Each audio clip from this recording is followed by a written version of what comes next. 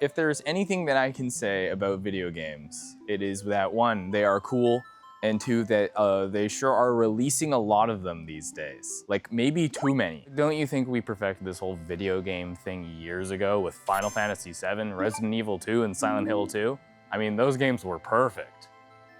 Mostly. Doth mine eyes deceiveth me? A man sitting in front of a green screen? Who the hell does this guy think he is? Freaking Naked Jacob? Yeah, I may have bitten off more than I could chew. So obviously this video is about remakes and remasters, but my initial reason for making it was based around the, at the time, upcoming release of the Oblivion remaster. I figured it wouldn't make a lot of sense to talk about the things that I'd want to see in the upcoming Oblivion remaster when it's out now. Grab your popcorn, grab your hot chocolate, and grab your jockstrap, because it's gonna be a bumpy ride.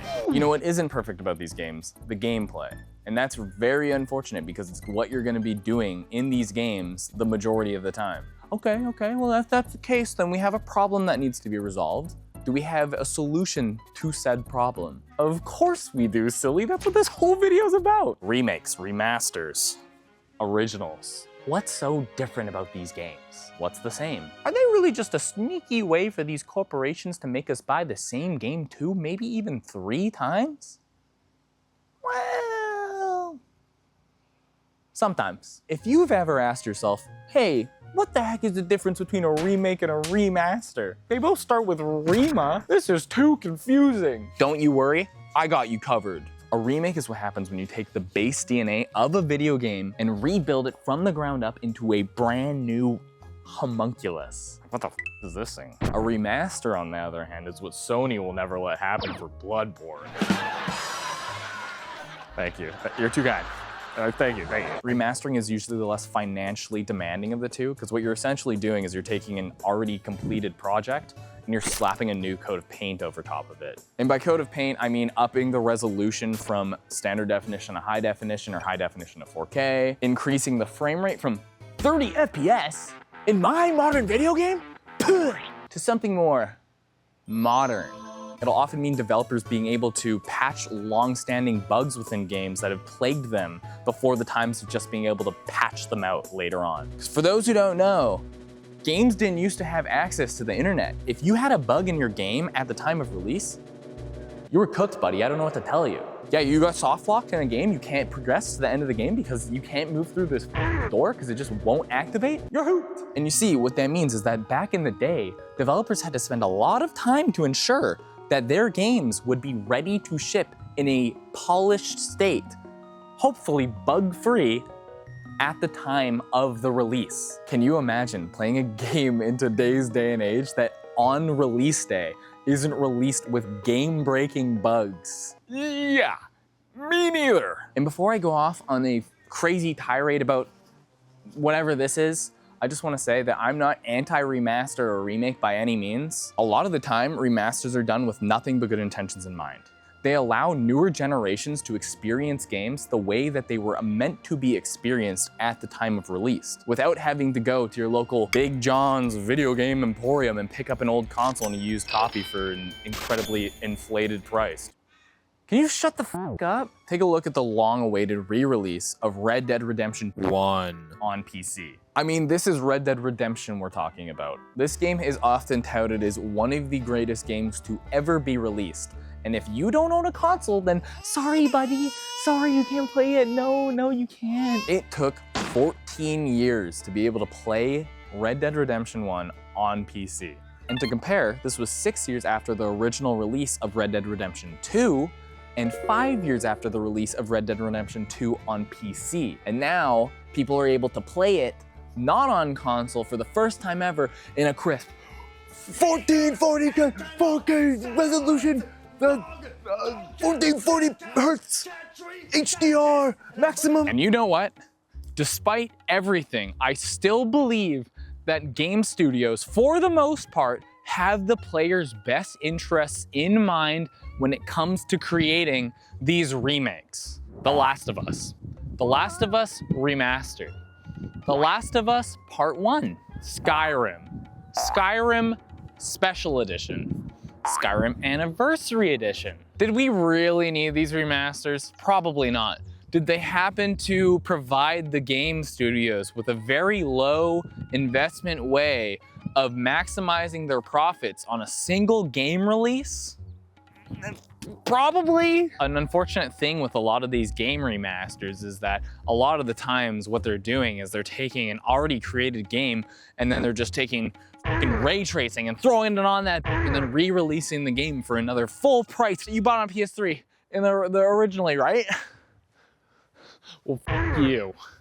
$80. Play it again on PS4. So the best way to describe what a remaster is to use a little analogy that I just came up with, all right? So hear me out. A remaster were to be if, say in 1996, you built a tree fort. You might have a lot of positive memories of spending time in this tree fort, you know? Oh, it's freaking epic. It's so epic. Oh, my epic tree fort. I love my epic tree fort. You fast forward 30 years later, that tree fort might not be looking as hot as it might have been back in its heyday. I bet you're thinking to yourself right now, oh no, my damn tree fort. I want it to be like how it was back in the heyday. So you know what we do? We get a bucket of paint, we get a hammer and nails, and we go to work, brother. When it comes down to it at the end of the day, it might not be the fanciest tree fort you've ever seen in your entire life, but you know what it will be? A tree fort with character. And a remake, on the other hand, well, that's a little different from a remaster, you see? A remake is if you were to go,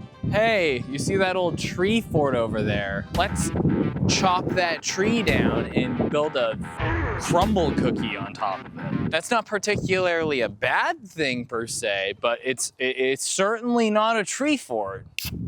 A remake is exactly what the name implies. It's when you take a already existing game title and you remake it from the ground up. Okay, maybe you're not starting from nothing.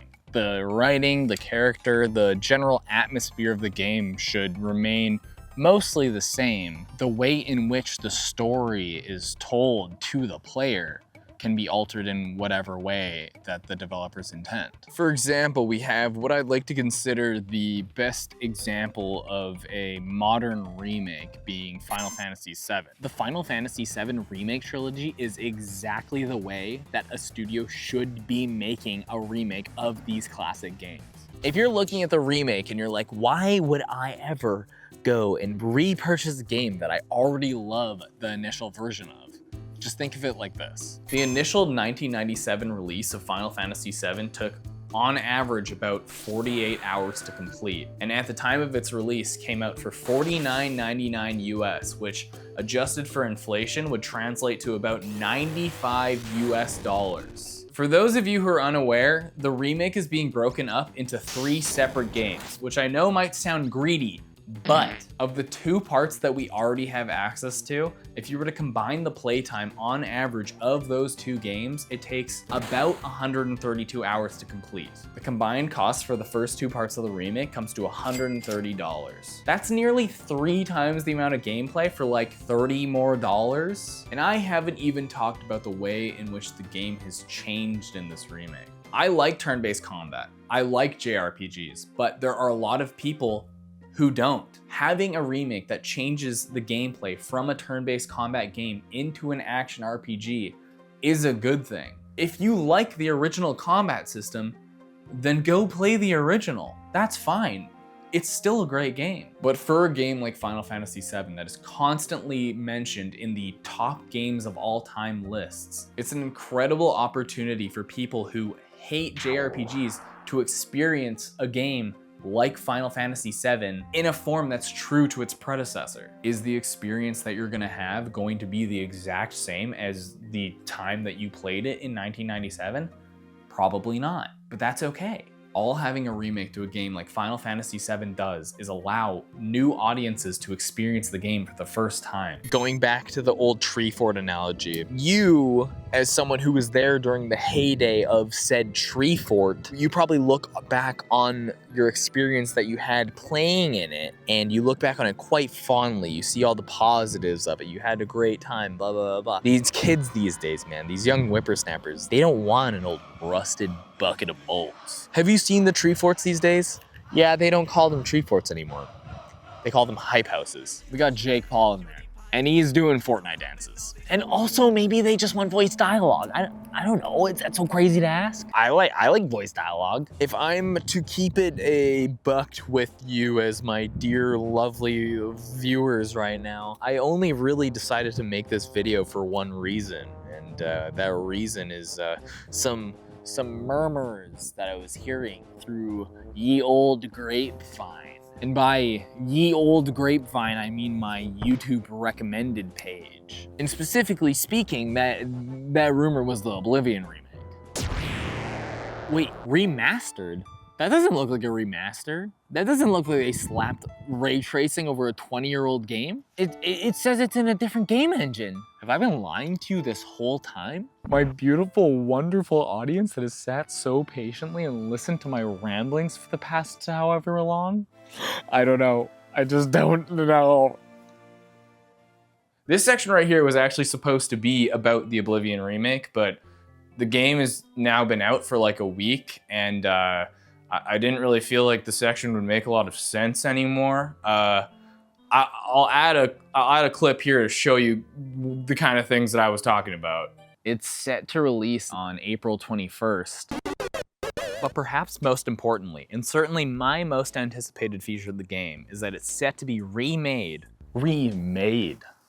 Right, guys? Get a load of this guy, am I right? You suck! Boo! Boo! You suck! You don't know what you're doing! In Unreal Engine 5. Oblivion even predates the use of the creation engine. It was built in the Gamebryo engine, which the creation engine was initially built off of. So in my mind, this could prove is an awesome time to test out a big wiener series like the Elder Scrolls on a new engine with lower risk involved. So if you think about it like that, this could really prove to be a bit of a do or die situation, you know? Like if it doesn't do well in Unreal, you could see the studio executives be like, the gamers just want that old creation engine. I don't know what to tell you. They like the jank. This is the last interruption, I swear to God. This comment here is so interesting because they did both.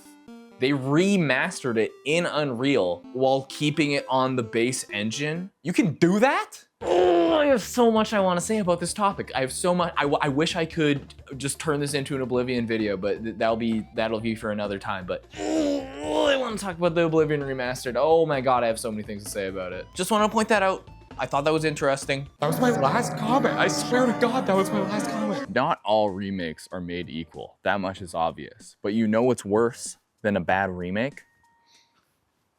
No remake at all, baby. There are many amazing games that I think would benefit greatly from having a modern remake made for them. And before we part, I'm just gonna list off my top 3 games that I think would benefit drastically from having a remake, or at least a re-something. First one's gonna come as no surprise to anyone. We all saw it coming. Bloodborne, baby. At this point, you have to just look at Sony Game Studios and be like, do you not like money? Since its release on the PS4, this game has been stuck on Sony consoles, and no one is able to play this game in anything over 30 FPS. For years, the fans have been yelling at Sony to re-release this game on other systems. I have a PS4, and I have one game for my PS4. It's Bloodborne. I bought the console in 2016 to play Bloodborne, and that's it. It's literally sitting in my living room underneath my TV, and I just have the one game disc on top of it with an old controller plugged in, and it's basically just a very expensive paperweight. And yes, I do know that we have the very interesting looking The Duskbloods coming out in 2026 for the Nintendo Switch 2. And it definitely seems to be a sort of spiritual successor to the original Bloodborne, which is great. But it still doesn't fix the initial problem that we have at hand, that you can't play Bloodborne on PC or Xbox. You don't even have to remake the thing like you did with Demon's Souls. Just throw it on PC, make the Old Hunters DLC available at launch, maybe up that frame rate a little bit. I promise you, it's a real money-making idea. And you heard it here first, from me, the first guy ever to ask for Bloodborne to be made available on PC. Fallout 3, yet another Bethesda game that actually might be in the cards. Back in 2020, when Microsoft was in the midst of acquiring Activision Blizzard, some FTC documents were leaked, and on said documents was a sort of roadmap for the future of the game studio. What was on that roadmap?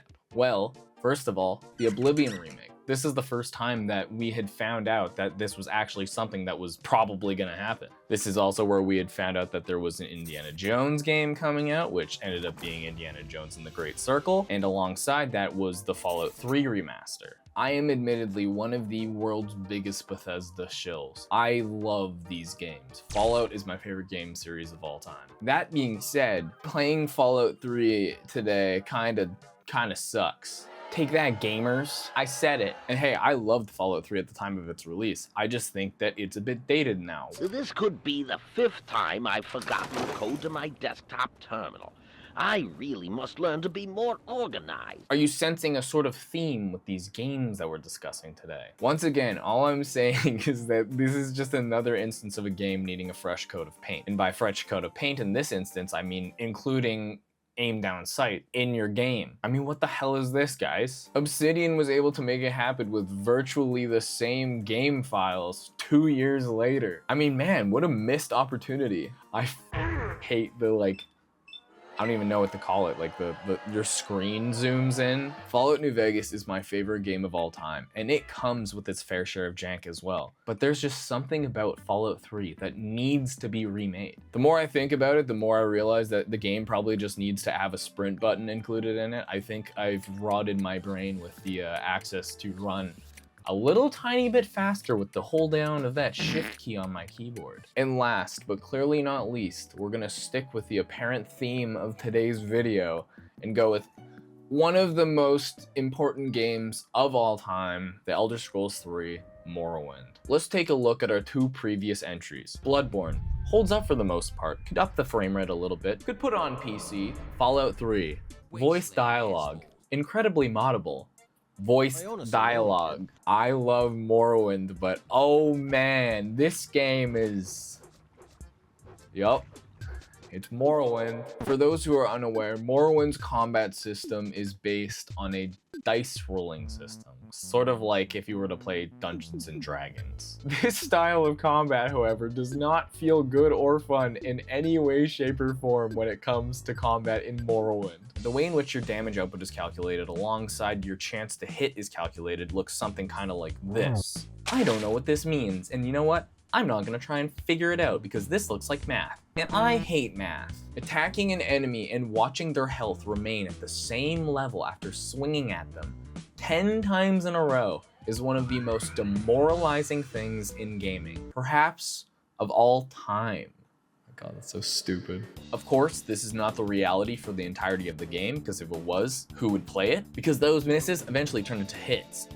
Alongside getting more powerful weapons and armors throughout the game, as well as getting used to the general combat loop, eventually you'll be steamrolling through all the content. But man, that initial combat loop combined with an insane amount of unvoiced dialogue makes it a very tough sell for someone who does not have any sort of nostalgia for the game. The more that I think about it, the more I realize that it's less about the actual dice rolls in the combat that feels bad, and more about the lack of dodging or blocking animations for the enemies. So in reality, while the game treats those misses as the enemy dodging or blocking your attack, it just looks like you're slicing through them and nothing's happening. And I know that no Elder Scroll game has ever been applauded for its insanely detailed combat system, but Morrowind's is particularly bad. However, Morrowind is easily my favorite of the 3 most recent Elder Scrolls games, and I'm incredibly glad that I was able to get past that original jankiness of the beginning of the game